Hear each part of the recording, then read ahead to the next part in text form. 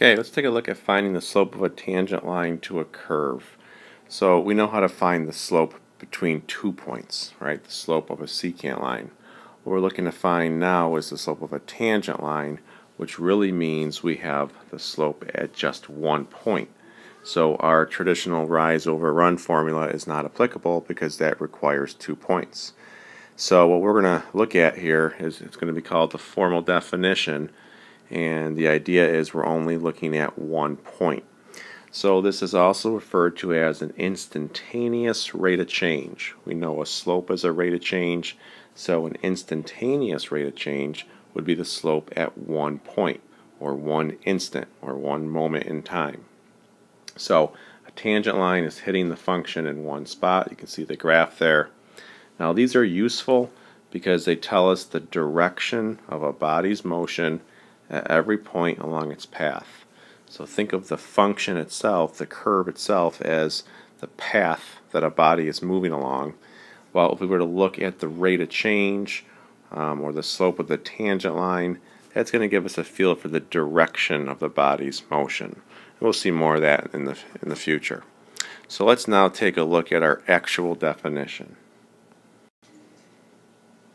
Okay, so here is our definition for finding the slope of the tangent line, and this is known as our formal definition. Okay, so suppose we wish to find the slope of this function. It's a very simple function, x squared, at the point 3, 9. Notice it's just 1 point, so what's implied here is we want the slope of the tangent line. So notice our formula has a limit inside of it. So we have the limit as h approaches 0. That part we're going to carry over. The first part we see f of x plus h.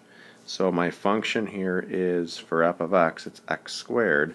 So this first part deals with taking x plus h, and we're going to drop it into the function where we see an x. So when we do that, we're going to have x plus h quantity squared. The next part of my formula says to just do minus f of x. So that's easy. Since f of x is x squared, I'm just going to be subtracting x squared. And it's all over h. So let's now clean this up. So if we do our FOIL on x plus h quantity squared, we get x squared plus 2hx, and of course you can write that as 2xh if you'd like, and then plus h squared, and then we have that minus x squared. Notice that our x squared and our minus x squared will cancel out. So I'm going to carry down my limit notation since I haven't done anything with it yet. Okay, so at this point, you don't want to plug in 0 too soon for h, because if I did at this step, I'd get 0 over 0. So instead I have to look for a common factor. I can divide out some h's here, so this h will divide out with that h and one of those. So I'm left with that expression.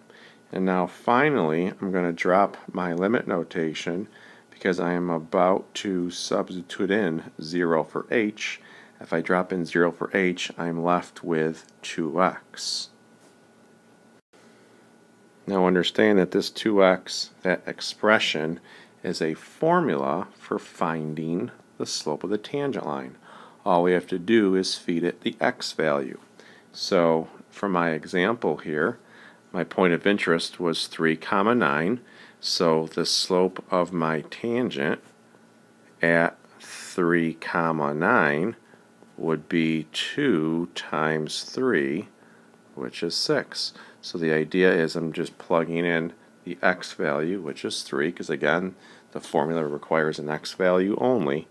That 9 essentially gets ignored. So we plug that in, and our slope of the tangent is 6. Let's sketch this very quickly. So if I were to sketch my function f of x and plot my point 3, 9, my tangent line has a slope of 6, so we can see that illustrated here. Okay, let's take a look at an application problem. So suppose we have a rock that falls from the top of a cliff, and we have a function that's modeling this. We have r of t is equal to 16t squared, and that is the amount of feet that it has fallen in t seconds. Suppose we want to first find the average speed, so not the instantaneous speed, all right, but the average speed. And notice we're looking at finding the average speed in the first 2 seconds. So that means from t equals 0 to t equals 2.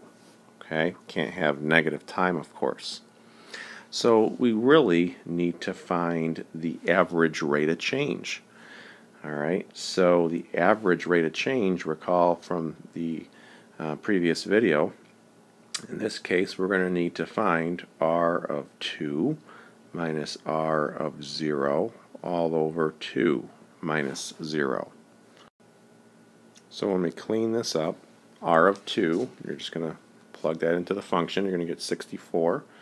r of 0 would be 0. When we clean this up, we're going to get 32 feet per second. Okay, units are very important. So this is our average speed. All right, and notice it's given over an interval from t equals 0 to t equals 2. So now let's look at a quick example where we are asked to find speed at 1 moment in time. Okay, so in this final problem here, we're looking to find the instantaneous speed, also known as just the rate of change, at 1 moment in time, and that moment in time is t equals 1 second. So 1 second after the rock has begun to fall, we're trying to figure out its speed. Okay, so we're going to need to use our formal definition for finding the slope of the tangent. So we have our main formula here in terms of x and f. Okay, now here we don't have an f and an x, we have an r and a t. So I just changed our formula, getting rid of the f, replacing it with an r, getting rid of the x and replacing it with a t. So if we plug in just like we did before, so we're taking our t plus h and we're going to drop that into our function where we see a t. That's going to happen here in our first step. Okay, and then minus r of t. You're just subtracting the function itself. I did FOIL, and now once we've done our FOIL, we're going to distribute our 16. So after we distribute our 16 through there, notice we have a 16t squared and a minus 16t squared. Those will cancel. From there, notice that we have an h that'll divide into this h and take away one of those. So we're left with, so the limit as h approaches 0, and we have 32t plus 16h remaining. We're now going to take our 0 and put it in for h, and that's going to leave us with 32t. That is our formula for finding instantaneous speed. If we want it at t equals 1 second, so at t equals 1, what we would have, 32 times 1 obviously would be 32. So we would have 32, and again, don't forget your units. It's very important. Anytime it's a word problem, you should have your units. So 32 feet per second, that is the speed or the rate of change at the moment when t is 1.